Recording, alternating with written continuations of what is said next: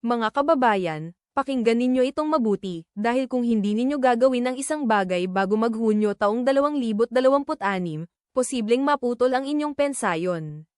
Hindi ito biro, hindi ito tsismis. Ito ay opisyal na abiso mula sa SSS at sa GSIS, at ngayon, dito sa video na ito, ipapaliwanag ko sa inyo ng buo at malinaw kung ano ang kailangan ninyong gawin, bakit kailangan ninyong kumilos ngayon, at kung paano masisiguro na hindi kayo mapag-iwanan.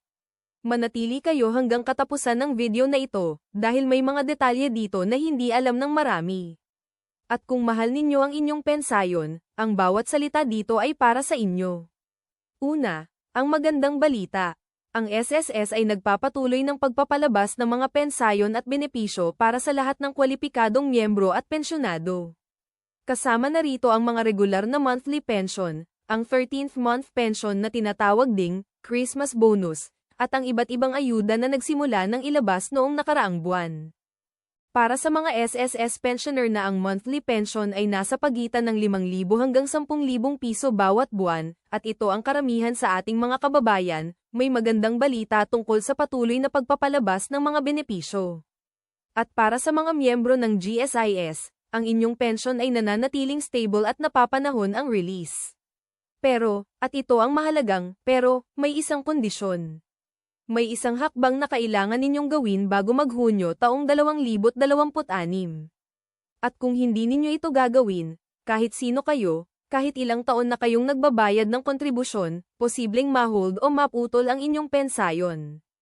Ito ang hindi alam ng marami, ang AKOP, o ang Annual Confirmation of Pensioners. Ang AKOP ay isang taunang proseso kung saan kailangan ninyong patunayan sa SSS o sa GSIS na kayo ay buhay pa, aktibo pa, at karapat-dapat na makatanggap ng inyong pensayon. Simple lang ang dahilan nito, gusto ng SSS at GSIS na masiguro na ang benepisyo ay napupunta sa tamang tao. Dahil sa nakalipas na mga taon, may mga kaso na ang pensayon ay patuloy na nailalabas kahit ang pensyonado ay wala na. Kaya ngayon, mas mahigpit ang sistema. Para sa mga SSS pensioner, ang deadline ng AKOP ay tuwing katapusan ng inyong birth month. Ibig sabihin, kung ipinanganak kayo sa buwan ng Hunyo, kailangan ninyong makumpleto ang inyong AKOP bago magkatapusan ng Hunyo taong 2026. Kung Hulyo ang inyong kaarawan, Hulyo ang inyong deadline. Kaya't huwag ninyong palampasin ito, alamin ninyo ang inyong birth month deadline at kumilos agad. Para sa mga GSIS pensioner, ang AKOP ay karaniwang isinasagawa tuwing Enero hanggang Marso ng bawat taon. Kung hindi pa ninyo nagagawa ang inyong AKOP para sa taong ito, makipag-ugnayan agad sa pinakamalapit na GSIS office o sa inyong LGU liaison. Maraming paraan. Hindi na kailangan pang pumunta sa mahabang pila sa SSS branch kung ayaw ninyo. Una, sa pamamagitan ng My SSS Portal Online. Kung mayroon kayong account sa My SSS, maaari kayong mag-login at kumpletuhin ang inyong AKOP online. Kakailanganin ninyo ang inyong SSS number, ang inyong rehistradong email address, at isang smartphone o computer na may camera para sa selfie-verification. Pangalawa, sa pamamagitan ng SSS branch. Pumunta sa pinakamalapit na SSS branch, magdala ng valid ID, pwede ang senior citizen ID, postal ID, o passport, at sabihin sa guard o sa receiving officer na ikumpleto ang inyong AKOP. Pangatlo, sa pamamagitan ng mga accredited na partner ng SSS tulad ng SM Business Centers, Robinsons Business Centers, at ilang rural banks. Mas madali at mas malapit minsan ang mga lugar na ito kaysa sa opisyal na SSS branch. At para sa mga miyembro ng GSIS, may GWAPS kiosk sa iba't ibang lugar, hanapin ang pinakamalapit sa inyo at doon ninyo makukumpleto ang inyong AKOP. Pakinggan ninyo itong mabuti, ang AKOP ay hindi isang opsyon. Ito ay isang kinakailangan. At ang hindi pagsunod nito ay nangangahulugang suspensyon ng inyong pensyon. Hindi temporary hold lamang, suspensyon. At ang proseso ng pag-restore ng inyong pensyon pagkatapos ng suspensyon ay matagal at mahirap. Ngayon, pag-usapan natin ang numero. Dahil alam ko na marami sa inyo ang gustong malaman kung gaano kalaki talaga ang tamang pensayon ninyo. Para sa SSS, ang monthly pension ay kinukwenta batay sa 3 formula, at ang pinakamataas sa 3 ang siyang gagamitin. Halimbawa, Kung ang inyong average monthly salary credit o AMSC ay 10,000 piso, at kayo ay may 30 taon ng credited service, ang inyong estimated monthly pension ay nasa pagitan ng 500 hanggang 6,000 piso bawat buwan. Kung may mga dependent na menor de edad na anak kayo, may additional na dagdag na 200 piso bawat anak, hanggang 5. Para sa isang mas konkretong halimbawa, si Mang Ernesto, 65 anyos, nagtrabaho ng 30 taon, ang AMSC niya ay 12,000 piso. Ang kanyang estimated SSS pension ay nasa 5,500 piso bawat buwan. Kasama na ang kanyang 13th month pension tuwing Disyembre, ang kanyang taunang kita mula sa SSS ay halos 66,000 piso. Hindi malaki, pero ito ay napakahalaga, lalo na kung ito ang pangunahing pinagkukunan ng kabuhayan. Para sa GSIS, ang monthly pension ay mas mataas dahil ang base salary ng mga government employee ay kadalasang mas mataas. Ang isang retiradong government employee na may 30 taon ng serbisyo at huling buwan ng sahod na 30,000 piso ay maaaring makatanggap ng pensayon na nasa 15 hanggang 20,000 piso bawat buwan, depende sa uri ng kanilang retirement program. Ito ang isa sa pinakamaraming tinatanong tungkol sa mga loan deductions mula sa pension. Kung mayroon kayong natatanging SSS loan, karaniwang salary loan o calamity loan, posibleng may bawas sa inyong monthly pension. Ito ay tinatawag na offset o clawback. Ibig sabihin, kung may utang kayo sa SSS na hindi pa nababayaran, ang SSS ay may karapatang ibawas ito sa inyong buwanang pension. Halimbawa, si Aling Nena ay may pending salary loan na 20,000 piso. Ang kanyang monthly pension ay 5,000 piso. Ang SSS ay maaaring mag-deduct ng hanggang 200 hanggang 500 piso bawat buwan mula sa kanyang pension para sa loan payment. Hindi nila maaaring bawasan ng higit sa isang partikular na porsyento ang buong pension, may proteksyon ang batas para sa mga pensyonado, pero may bawas pa rin. Kaya ang payo ko sa inyo, bago mag-Hunyo taong 2026, alamin ninyo kung mayroon kayong natatanging loan sa SSS o GSIS.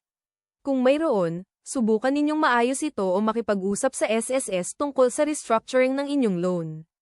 Mas mabuting malaman ninyo ito ngayon kaysa magulat kayo pagkatapos.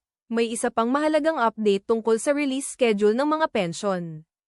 Para sa SSS, ang mga pension ay karaniwang inilalabas tuwing ika-15 at ika-30 ng buwan, depende sa inyong SSS number. Kung ang huling digit ng inyong SSS number ay 1 hanggang 5, ang release date ninyo ay kadalasang sa unang kalahati ng buwan. Kung 6 hanggang 0, sa ikalawang kalahati. Para sa mga tumatanggap ng pension sa pamamagitan ng UMID card bilang ATM, pumunta kayo sa pinakamalapit na Union Bank, PNB, o iba pang accredited na bangko. Para sa mga tumatanggap sa pamamagitan ng remittance centers tulad ng Palawan Express o M. Lulier, alamin ang schedule ng inyong accredited partner. Para sa GSIS, ang pension ay karaniwang ilinalabas sa unang linggo ng buwan.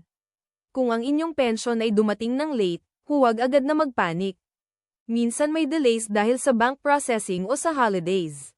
Pero kung lumampas na ng 10 araw at wala pa rin ang inyong pension, tumawag na sa GSIS hotline o pumunta sa pinakamalapit na GSIS office. Pakinggan ninyo itong mabuti, napakahalaga ito.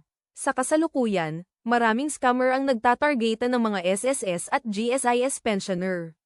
Sila ay nagpapadala ng mga text message, Facebook messages, at email na nagpapanggap na mula sa SSS o GSIS, na nagsasabing mayroon kayong unclaimed benefits, o special pension increase, na kailangan ninyong i-claim sa pamamagitan ng pag-click ng isang link o pagbibigay ng inyong personal na impormasyon.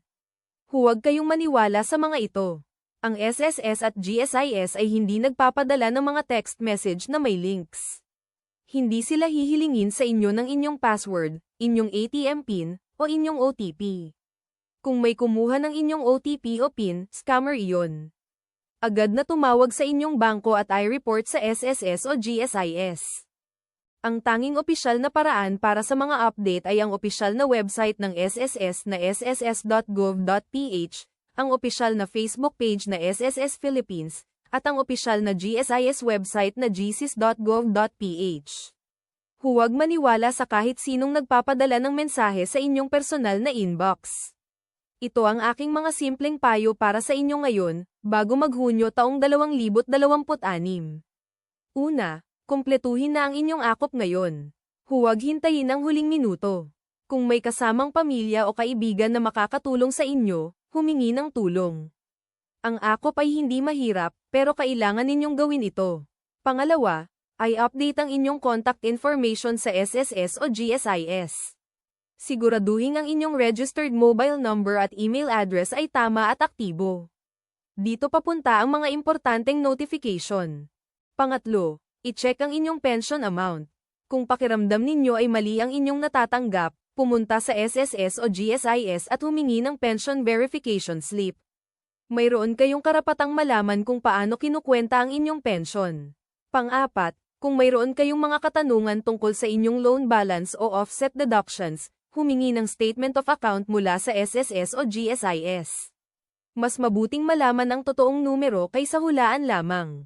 At panglima, itago ang lahat ng inyong SSS o GSIS documents. Ang inyong membership ID, contribution records, at pension vouchers, itago ang mga ito. Sa hinaharap, maaari itong kailanganin para sa verification o para sa mga benepisyo ng inyong mga beneficiary. Ngayon, payagan ninyo akong magsalita ng mula sa puso. Kayo na mga pensyonado, kayo ay nagtatrabaho ng mahabang panahon. Nagbayad kayo ng kontribusyon, nagsakripisyo kayo, tiniis ninyo ang maraming hirap para lang makapag-ipon ng pensayon. Ang pensayon na inyong natatanggap ngayon ay hindi regalo, ito ay inyong pinaghirapan. Ito ay inyong karapatan, kaya't huwag kayong hayaang makuha ito ng kahit sino, hindi ng mga scammer, hindi ng mga sistema ng pagkakamali, at hindi ng simpleng pagkabigo na kumpletuhin ang isang form. Ito ang inyong pera, ito ang inyong kinabukasan, at kayo ay karapat-dapat na matanggap ito ng buo, ng tama, at ng walang abala. Ang bawat peso ng inyong pensyon ay may kwento, may pawis, may sakripisyo, may pagmamahal para sa inyong pamilya. Huwag hayaang mawala iyon sa simpleng pagpapabeya.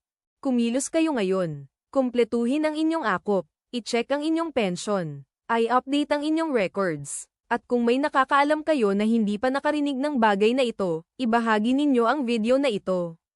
Baka may isang tao na maligtas ninyong pension dahil sa inyong simpleng pagbabahagi. Salamat sa inyong pakikinig hanggang dulo. Kung nakatulong sa inyo ang video na ito, pindutin ang like button, at ibahagi ito sa inyong mga kaibigan at kapwa pensyonado na maaaring nangangailangan ng impormasyong ito. I-subscribe rin sa aming channel at pindutin ang notification bell para lagi kayong updated sa mga pinakabagong balita tungkol sa SSS, GSIS, at iba pang benepisyo para sa mga matatandang Pilipino. Ang inyong pensayon ay inyong karapatan. Ipaglaban ninyo ito, alagaan ninyo ito, at huwag hayaang may makuha nito sa inyo. Maraming salamat. Ingat kayo palagi, at sana ay manatiling malusog at masaya ang bawat isa sa inyo. Hanggang sa muli.